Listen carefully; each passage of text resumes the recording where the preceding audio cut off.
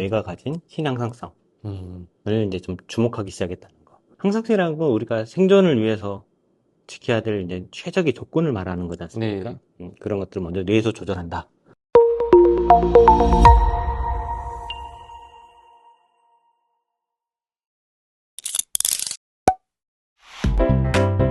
안녕하세요. 오, 똑똑한 헬스케어, 모드 헬스케어에 오신 구독자 여러분 반갑습니다. 자, 오늘은 저희가 그 어르신들 말씀 잘 먹고, 잘 사고, 잠잘 자고. 마지막에 되겠네요. 속 마음 편한 편하고, 마음 편하고. 네. 속 편하다, 마음 편하다.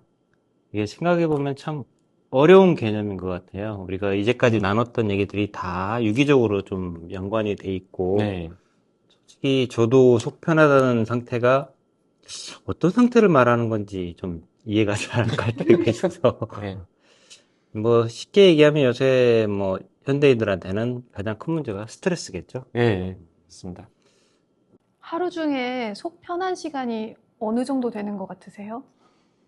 글쎄요. 이게, 그러니까 속이 편하다라는 게 어떤 걸 기준이냐. 음. 일단 좀 달라질 것 같은데, 저 같은 경우는 이제 약국에서 누군가 와서 이제 뭐 속 편한 거 주세요 하면 그냥 위장약이거든요. 근데 이제 지금 위에 뻑 얘기하신 게 이제 돌리네. 그런 건 아니잖아요. 그렇죠. 예. 그래서, 아니 그것도 포함이 되죠. 그것도 포함이 되고요. 네. 이게 뭐, 말씀 넣으려면 신경 스트레스 받으면 맞아요, 위가 안 맞아요. 좋거든요. 그렇죠. 연관성 분명히 있어요. 네네네. 그래서 속이 편하다. 이제 사촌이 땅만 사도 속이 아프고 배가 아플 수 있잖아요. 그렇죠. 그러니까 이제 이 스트레스라는 게 제가 어떻게 한다고 되는 게 아니라 나하고 관련된 무언가, 그러니까 관계성에서 어떤 일이 일어나는 것을 내가 그걸 어떻게 받아들이냐에 따라서 되게 좀 많이 달라진다라고 좀 생각을 했습니다. 그렇습니다. 최근 현대인들한테는 네. 아무래도 경제적인 문제, 돈이 가장 큰 스트레스일 거예요. 그죠? 근데 돈이 많은 사람도 돈이 없을까 그렇죠. 봐 미리 걱정하는. 아니면 지금 가진 거에서 좀 더 어떻게 하면 증식을 할 수 있을까? 뭐 이런 거 가지고 되게 좀 고민을 많이 하면서 스트레스 많이 받으신 것 같은데, 네. 저는 뭐 워낙 가진 게 없어서, 워낙 가진 것도 없고, 가져본 적도 없어서, 저는 돈에 그렇게 스트레스는 안 받는 척 하지만, 사실 저한테도 금전적인 어떤 뭐 회사 경영이라든가 아니면 어떤 투자를 해야 할 경우, 또 현재 투자해 있는 것들에 네. 대한 오보가 그렇지요. 하루에도 몇 번씩 네. 있죠. 우리 흔히 하는 거 있죠. 직장인들도 요새 뭐 이제 재테크해서 주식 투자라든가 그런 것도 많이 하시는데 뭐 아침에 다 표정이 막 환했다가 지금 내가 쏠게 했다가 저녁에 프라이드 얻어먹고 이거 스트레스는 돈으로 인한 건가 봐요. 아마 요새 좀 환경 자체가 돈이 가장 큰 스트레스 원인 아닐까 싶어요. 그렇죠. 우리가 이제 살아가는 이 현실에서 이게 등가 교환을 할 때 그 기준점 이제 그 다 돈이라는 걸로 이제 네, 바뀌기 때문에 그렇죠. 결국은 이제 모든 어떤 문제를 사실은 이제 돈이라고 이제 연결이 되는 거죠. 그러니까 뭐 어떤 문제가 생겼지만은 그 문제 자체를 이제 놓고 얘기하는 것보다는 그 문제를 해결하기 위한 돈. 이제 그런 식으로 이제 생각이 되다 보니 그렇죠. 모든 스트레스가 아무래도 경제적인 걸로 이제 연결이 되지 않을까. 뭐 그렇게 생각합니다.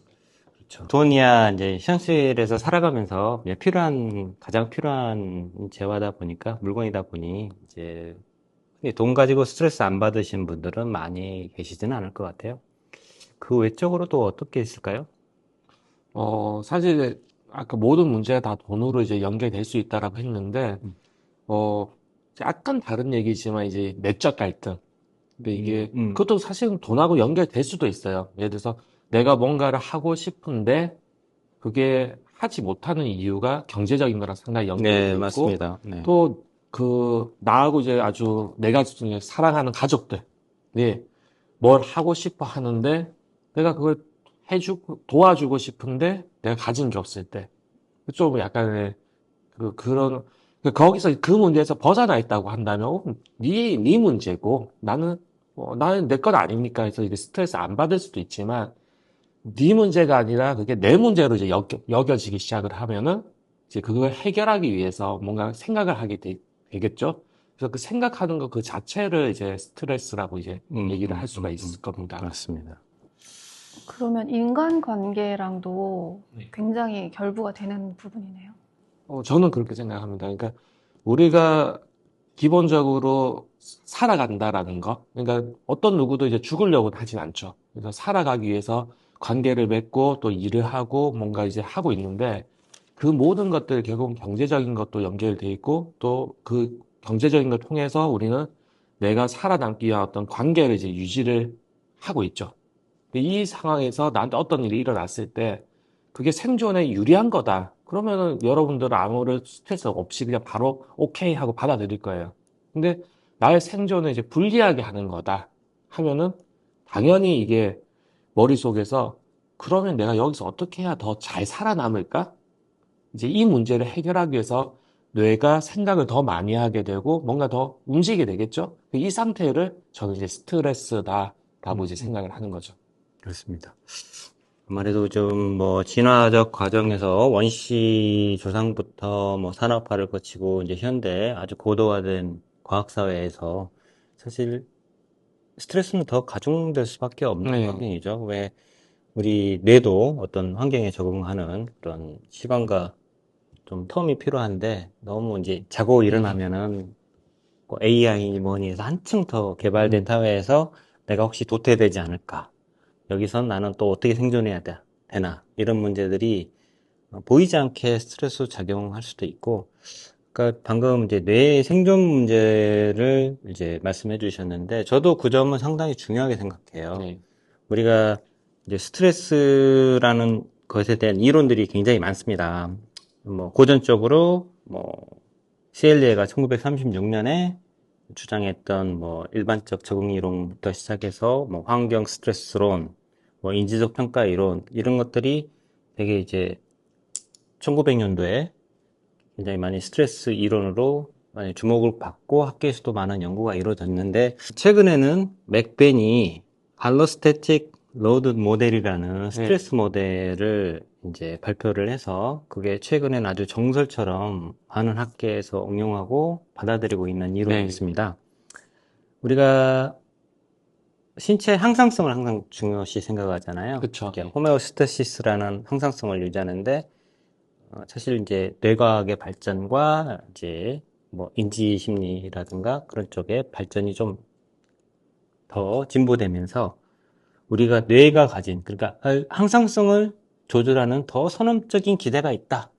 그래서 그게 뇌에서 알로스테시스라는 그러니까 신항상성이라고 불리는 건데 우리가 항상성은 우리가 숨 잘 쉬고 생존에 유리하게끔 이렇게 몸을 잘 움직이고 뭐 소화도 잘 되게 하고 이런 것들 모든 것들을 이제 항상성이라고 하면 뇌에서는 뭔가 재료를 가지고 있어야 그 항상성을 조절하는데 잘 쓰게끔 네. 잘 배분을 할 거 아닙니까? 우리가 연료가 없는데 몸의 항상성이 잘 조절될 그쵸. 수는 없잖아요. 예. 그거를 뇌에서 알로스테시스라는 신항상성이라는 기전이 먼저 항상성에 앞서서 조절한다. 그래서 우리가 스트레스도 어떻게 보면 스트레스 상황이 와서 막 이렇게 막 코르티솔이나 이런 것들이 막 많이 나오고 할 때에도 이 알로스테시스라는 신항상성이 먼저 내 몸의 상태와 에너지, 뭐 영양 이런 것들을 모두 종합해서 항상성이 잘 유지될 수 있도록 이렇게. 근데 그거는 어떻게 보면 아주 원천적으로 얘기하면 생존을 무조건 내 몸을 잘 생존시키기 위해서 뇌가 먼저 앞서서 기전을 조절한다. 네.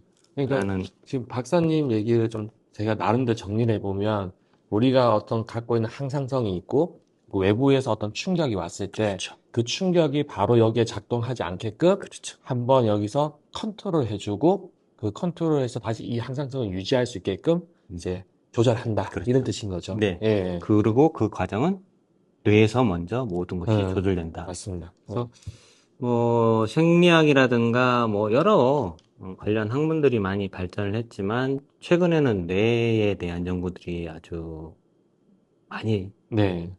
진보되게 발전을 했지 않습니까? 거기서 이제 조금 더 본질적으로 좀 더 들여다보기 시작한 게 뇌가 가진 신앙상성을 이제 좀 주목하기 시작했다는 거. 그리고 그것들이 스트레스라든가 뭐 그런 것들이 와도 뇌에서 그걸 잘 조절하면은 몸의 항상성을 항상성이라는 건 우리가 생존을 위해서 지켜야 될 이제 최적의 조건을 말하는 거지 않습니까? 네. 그런 것들을 먼저 뇌에서 조절한다. 저는 이 이론이 지금 학계에서 좀 많이 응용되고 정설로 받아들이는 거에 대해서 상당히 저는 공감을 하고 더 앞으로 많이 연구가 될 분야다. 라는 생각을 합니다. 네. 요산도 결국에는 뭐 그래서 같은 스트레스의 개념이죠. 결과물로 만들어지는 거다 보니 네.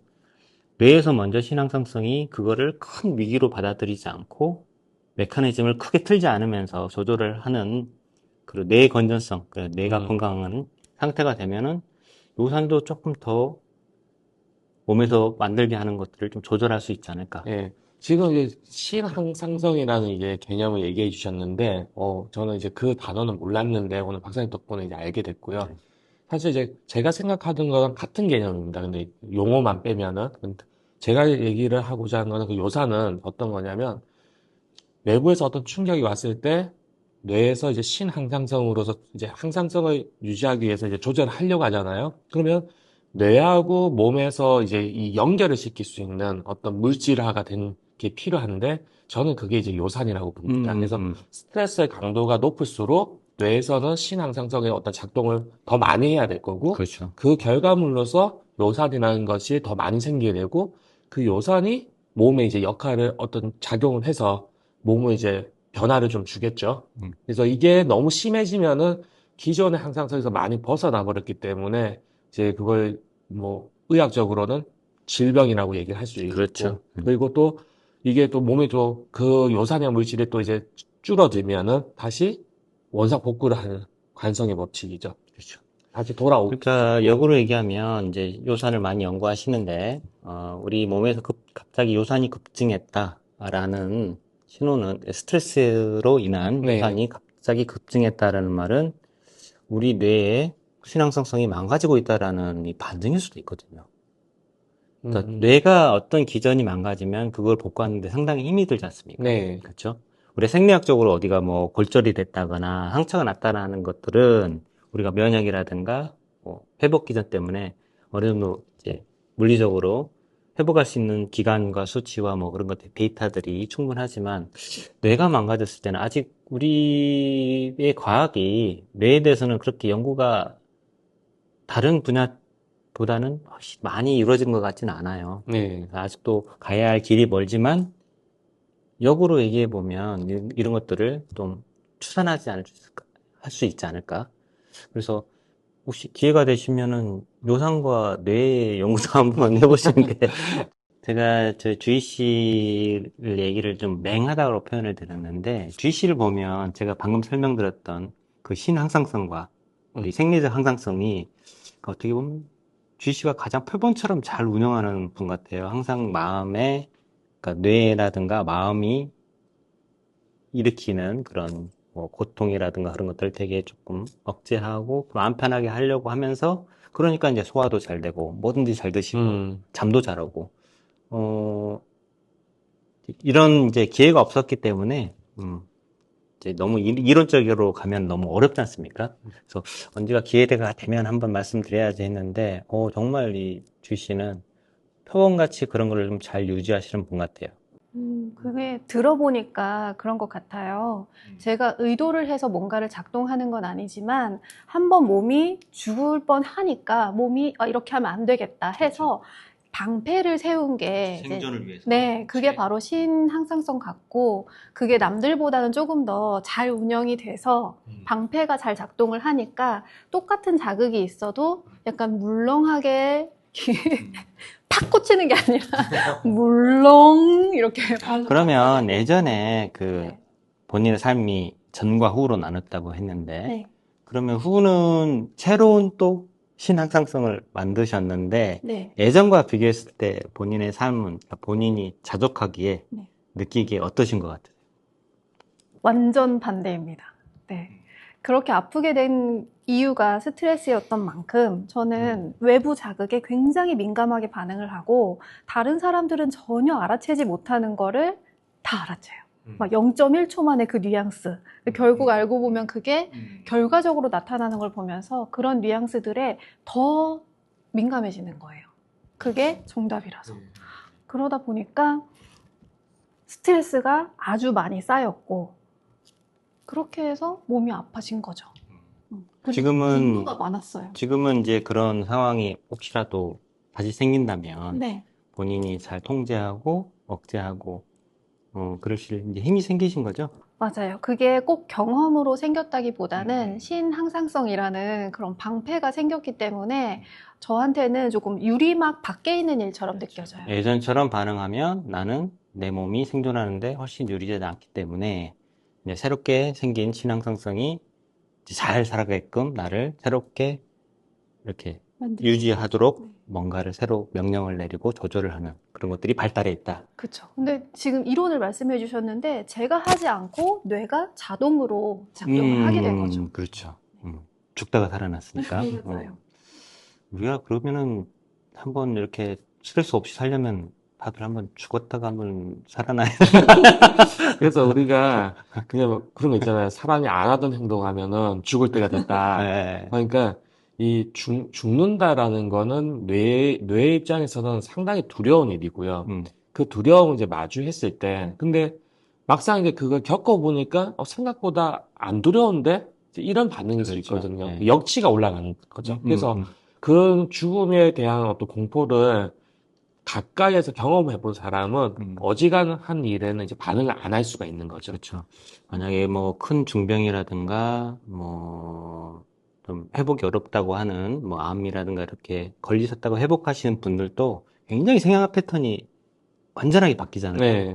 그런 것도 같은 차원에서 이해할 수 그렇죠. 있는 문제인 것 같네요. 그 죽음이라는 자극이 생존 본능을 더 일깨우는 것 같아요. 그래서 제가 느꼈을 때는 마비돼서 누워있는 그 시간 동안에 제가 느끼는 생명력이 가장 강했던 것 같아요. 그래서 스트레스는 어떻게 보면 살게 하는 자극이다라고 볼 수도 있겠네요.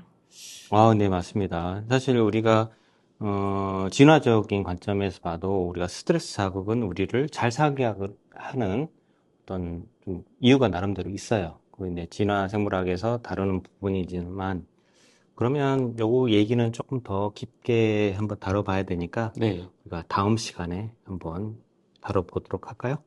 네, 알겠습니다. 얘기하다 보면 이렇게 시간이 지나가요. 네. 그러니까 시간이 너무 짧아. 이게 한 30분, 1시간 정도는 하고 싶은데 그러면 안 보실 거란 말이야. 네. 고민이 많이 되네. 요즘은 5분만 넘어가도 잘 안 본다 그러더라고요. 5분씩 한 근데 뭐 5분만은 5분씩 정말 할 게 없어. 10편을 찍을까요? 네. 매일 올려, 그리고. 알겠습니다. 그러면 우리가 다음 시간에 우리가 마음 편하고 예. 속 편한 얘기에 대해서 스트레스가 왜 필요하고 이제 스트레스와 더불어서 또 다른 것들은 우리를 자극하고 잘 살게 하는 것들은 또 어떤 게 있는지 네. 한번 다뤄보도록 할게요. 알겠습니다. 그러면 다음에 다시 뵙겠습니다. 감사합니다. 감사합니다.